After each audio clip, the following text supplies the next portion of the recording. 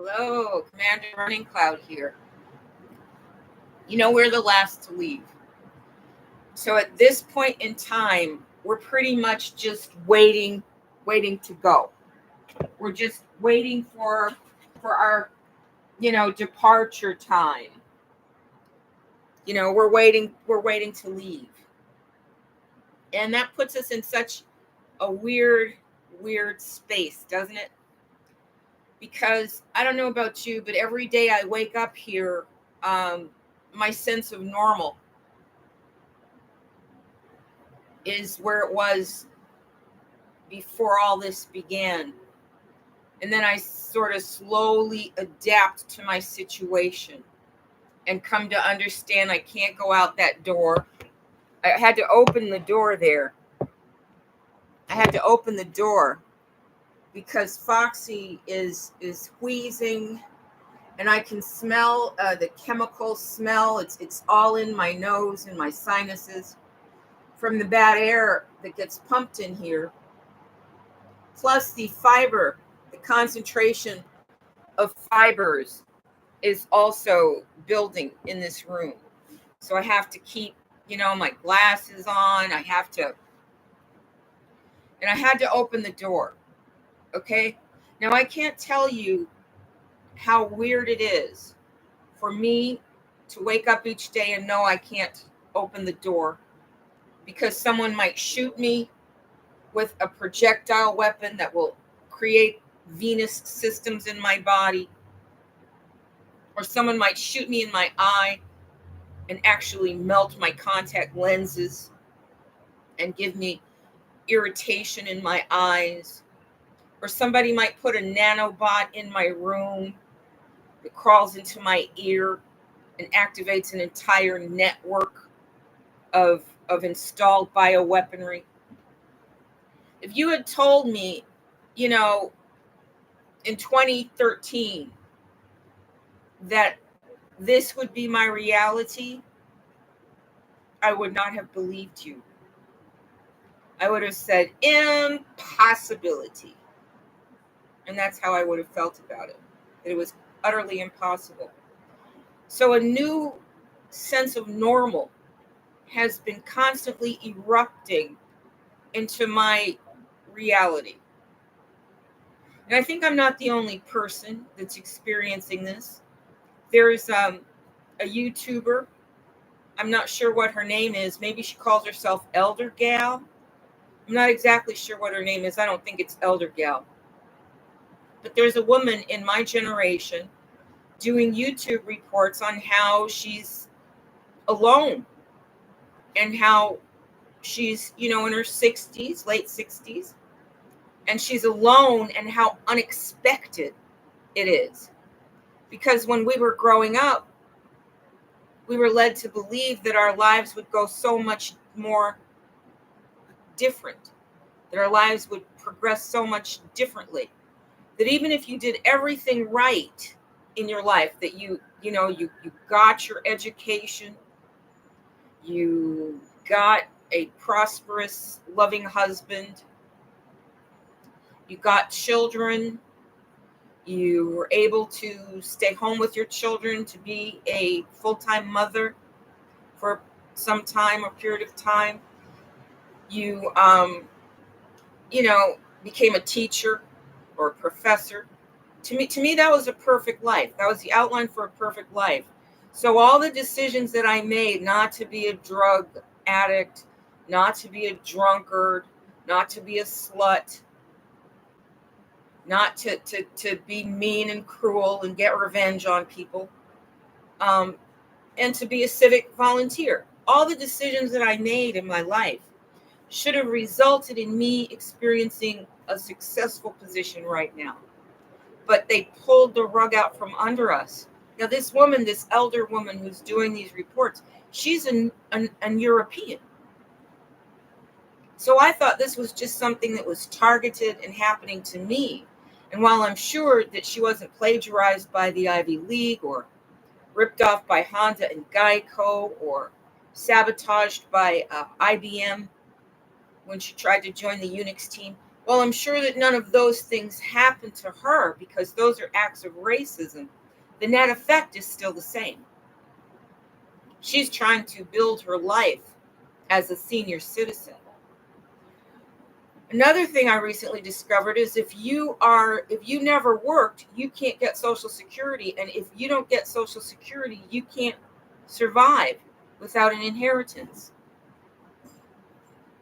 So if you were counting on an inheritance from your family, but the United States of America government robs you of your inheritance, and there's no legal recourse, you get no standing in their courts, then you might find yourself unable to support yourself without any money and no public agency dedicated to helping you except Social Security, which is linked to you working.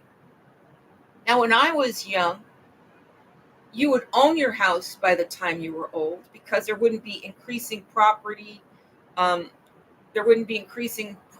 prices, and there wouldn't be people that need to get mortgages just to meet rising expenses, as if expenses have no relationship to what the real economy is. Because the point was to enslave you. The point was to leave you old and unable to do anything for yourself. You used to be able to get your water from a well right on your land.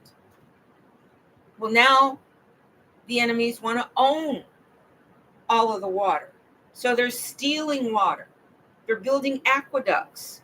They're doing all of this on land that they have built fences around, although that land is public or owned by the real Americans, the Indians, you might call them.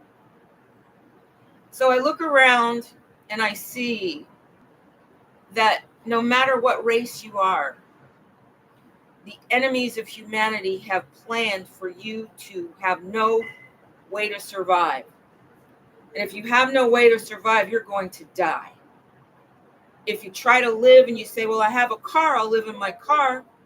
Well, they've created laws against people living in their cars. And more importantly, there are so many predators out there waiting to prey upon people living in their cars that it's not even funny.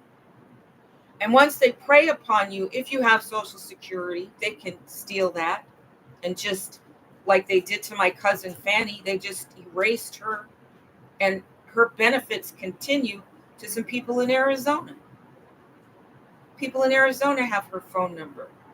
And they made the phone number more powerful than the Social Security number because your phone number leads to all your software. You can't even get a social media account unless you give them a phone number. So a lot is tied to your phone number instead of your Social Security number. Now, my grandfather, Carl Deck of Stockton, California, told me that his father, B.H. Deck, a co-founder of Lima, Oklahoma, told him when the Social Security number started that they're going to reduce you to a number, and this is not a good thing to happen. But like everything else that the United States of America Corporation of European conquerors have done, there's been nothing we could do about it. We have not been able to save ourselves. Now, in this new context of our living, this post-disclosure reality, we know that the bad Europeans work for the bad ETs. And we know that the politicians work for the bad ETs.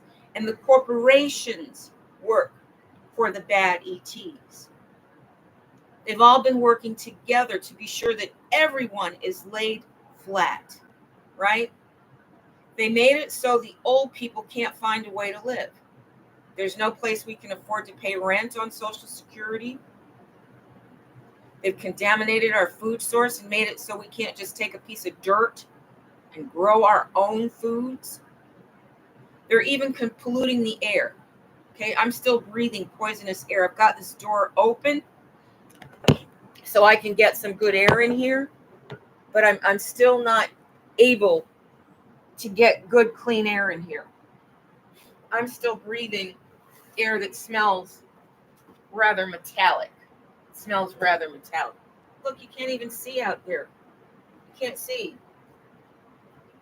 You can't see because the light is facing that way. So for a lot of people, no matter what your status in this world, you're looking at a new reality. You're looking at the world that you prepared for. The world they told you could trust and expect isn't really here. It isn't really here. Somewhere along the way, broadcasters or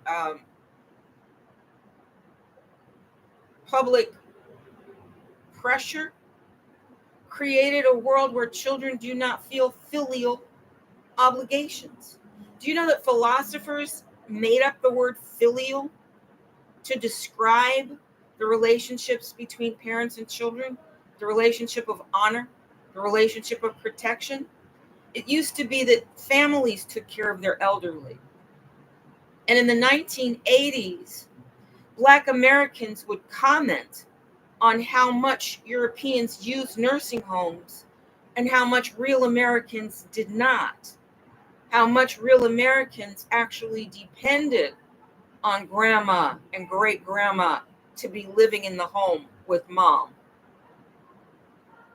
When my older people got to that age and came to visit my home to sort of let us know, get ready to prepare for us, we couldn't afford to keep our family. We couldn't afford the time, and we couldn't afford the resources, and we couldn't afford the space unless we had tried. Well, I suppose we could have tried harder. I certainly thought it was my duty to, but the structure was not there to support it. The structure was there to support other things. So I ended up, suggesting that they get a reverse mortgage on their home. But when you get a reverse mortgage on your home, you're betting on how long you're going to live and when you're going to die, aren't you? Which is just what the nursing homes do. They take a bet on how long you're going to live and how long they can collect your assets. There was a movie called Say Anything with John Cusack that featured the music In Your Eyes by Peter Gabriel. And I liked Peter Gabriel very much, and I think I always end up resenting them using Peter Gabriel in that song because it kind of tainted that song for me. But it was about a girl who was really a valedictorian, who fell in love with a guy who was a kickboxer or something like that. And the kickboxer guy ended up going with her to Europe on going with her to college on some scholarship because her father got thrown in jail for stealing from the nursing home. People would die and he would continue to collect the checks for them and not have them declared dead. Well, that is an industry. Okay, that became an industry, stealing people's credentials and then offing them. And that was one of the scams that I was afraid of living here. But if you were an old person living in your car, that's one way you could be victimized.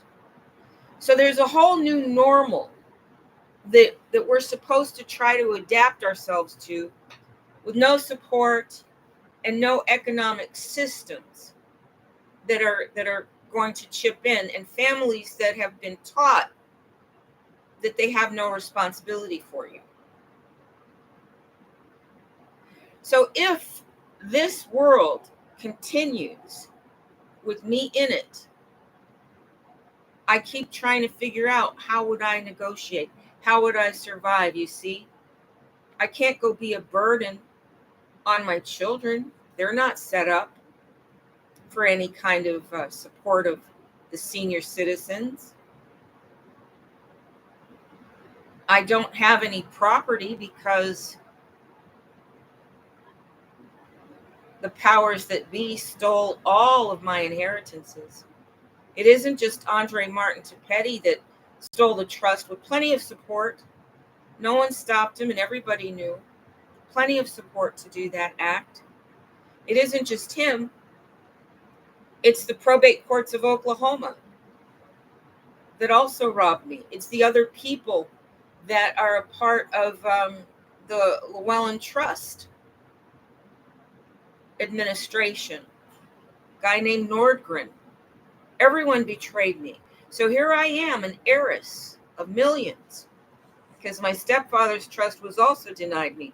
And every time I went to Bullhead City, where his last office was, in McLaughlin, Bullhead City, Arizona, and McLaughlin, Arizona, the Europeans sent their spies out after me to see where I was going, what I was doing.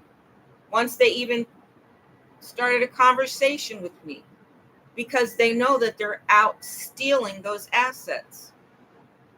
He had a woman that he lived with, but he didn't marry her.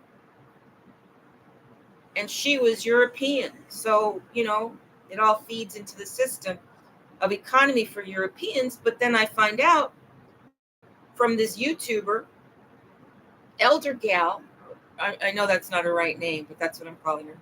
She starts telling me that she's going through a lot of the same things I'm going through, but she got there through an entirely different route.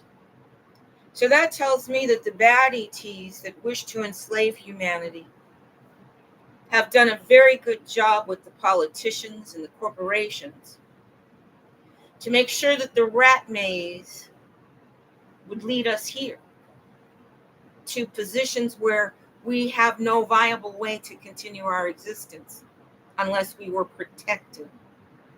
But if we just were exposed to the criminals, to the thieves, then we would end up in places like here. Places where every day I wake up and I realize I can't just go walking outside like a normal human being. Okay? I can't take my dog for a walk like a normal human being because across the street at H1, there's a concentration camp and they built big black iron bars around it. And right here at the Oyo Hotel, there is a concentration camp. And these people walking around, they're doing surveillance. And they're all up in my social media. They're all up in my cell phone. You saw them turn the lights on and off in here just yesterday. So they let me know through sending gases, through building sound machines behind the walls. They let me know that they can get at me anytime they want to. Except for my physical body, right? As long as I keep my physical body, well, my breathing, they are contaminating my air. But as long as I keep myself from being shot, I'm good. And they can shoot through the glass. So I don't even look outside. Okay? Now, what my team tells me is that the bad ETs are pretty much defeated. And that the bad politicians working with them are also pretty much defeated. And that they're moving through the different layers that are left to eliminate the people. And this is what I'm hearing, but I don't understand why it's not reflected in Before It's News. Before It's News is actually playing old recordings of Benjamin Fulford.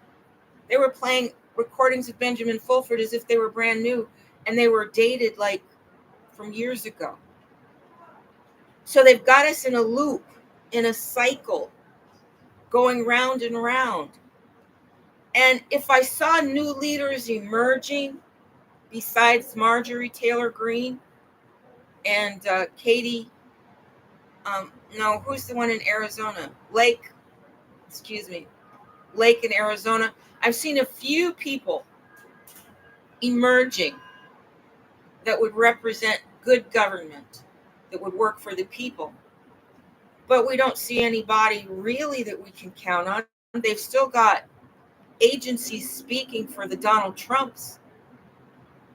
They're still using old footage from his old campaign stomps. He's still giving like the same speeches that he gave in 2017. So why this loop? Why this loop? Why this loop?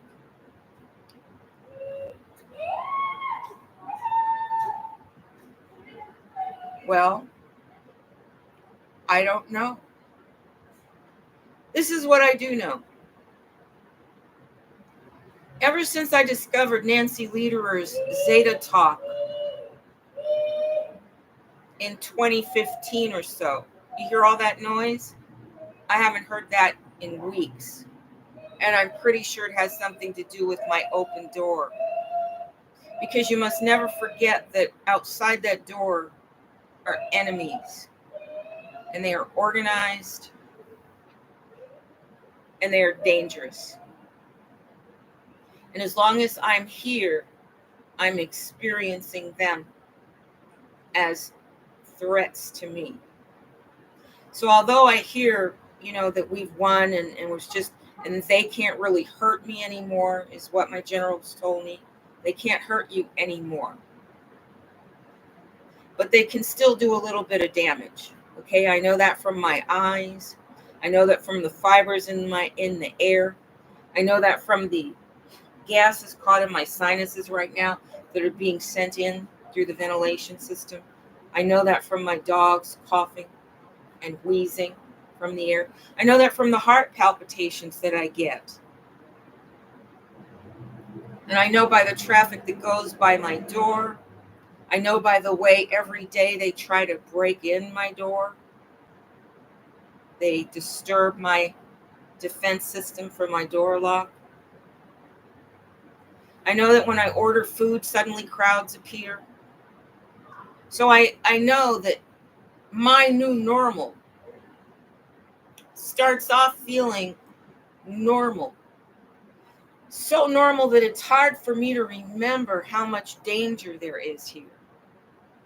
But from things like this, damage to my face, thank you again, good ETs, for the healings that you're sending me. Thank you again, good earthlings, all the good people sending me healing energy. Thank you so much, because it's not only been arrested, it's retreating. But there is still the disease within me. There is still the pathway that was created inside of me to accommodate the nanobots and viruses and artificial intelligence fibers that they send out to infiltrate my body. All these things to turn me into a robot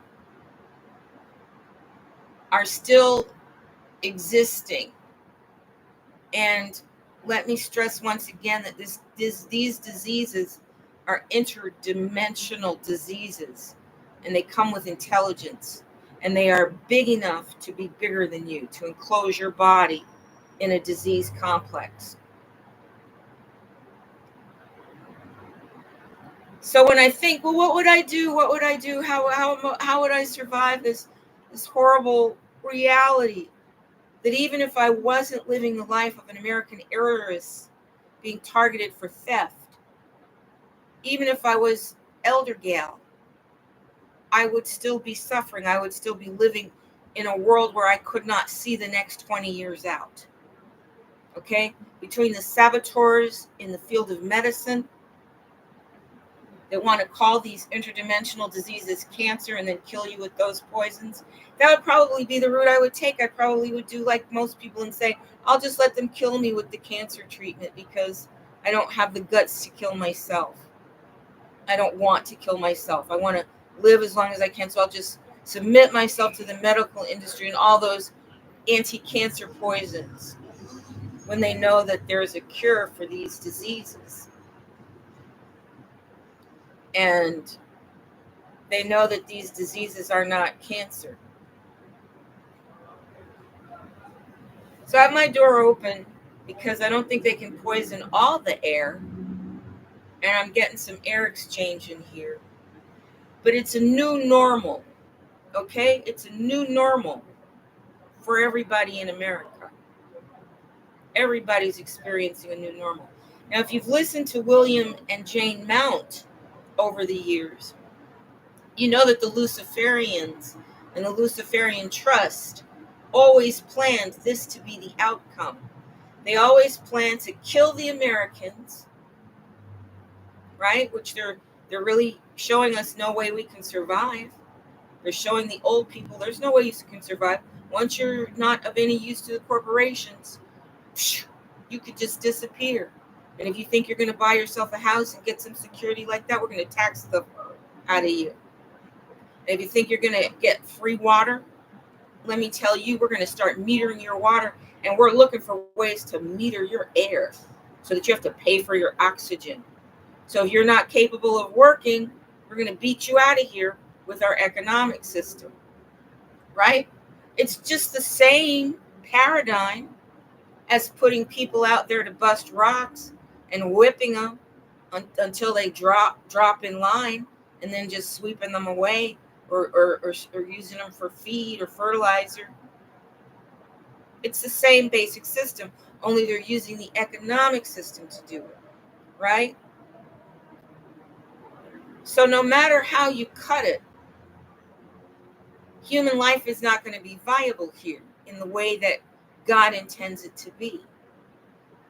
So I'm going to go, and I'm going to come back and talk about how God intends life to be, in my opinion. My God wants me to be happy. My God loves me, and my God is the God of all creation, the God of heaven, the God that created me as a species, not necessarily in the image of God, because I agree with philosophers and theologians that say God is a consciousness being that created many things in different images. But I don't think that God created us to be slaves. I don't think God created us to die in misery. I don't think God intended for there to be something called poverty. I believe God created enough real estate, enough arable real estate, for us to be able to live independently of corporations and governments that wish to enslave us, to use us while we're worth something, and kill us when we're not. As I said, this disease just started to develop 6 months ago when I announced I was leaving Twitter and would no longer be creating blockchain real estate for Elon Musk and the other Nazis in Twitter. And that was when they sent Marcus Smith and Kedra Smith over to activate the system that Morgellons had already established in me during that bird flu epidemic of 1919. I'm sorry, it was the 2000s, of 2003, 2004. And that struck me right after I left the University of Massachusetts and said, I'm not going to teach for free here anymore. You're obviously not going to read my work. You obviously are just waiting for me to resign. I'm out of here. I'm gone. You're not going to give me my degree. I've been here, 11 years, however long, 11, 10, 9, 8 years. You've violated me. You've abused me. You've used my labor for pennies. And I've accumulated so much knowledge for the people that there's no point in me learning anything else if I'm not going to get to teach it, if I'm not going to get to share it, because I learned enough for me. And if I cannot dispense my knowledge for the benefit of the people, then what good is that knowledge to me? So when I left them, that's when the Morgellons infection started.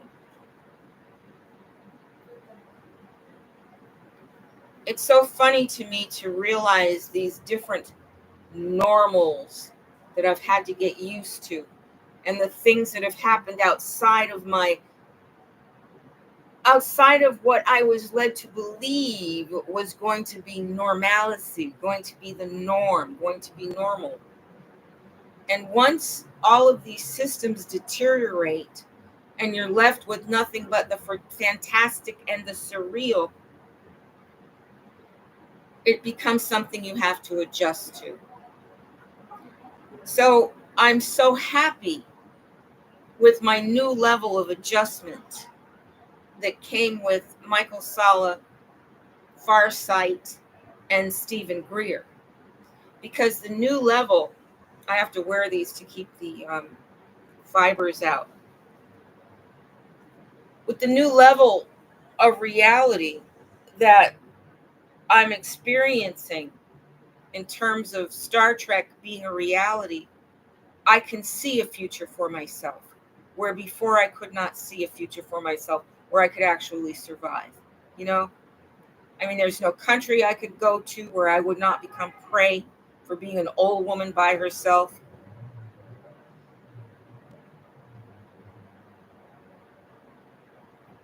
And when I discovered that even your inheritances can be robbed and even your trust funds can be violated, I knew that there was not only no future for me here, but there was no future for humanity as we know it here. That the Luciferian plans to enslave the people of Earth has reached a brand new level where you cannot stop them because they control so much and because the people can't believe the new normal.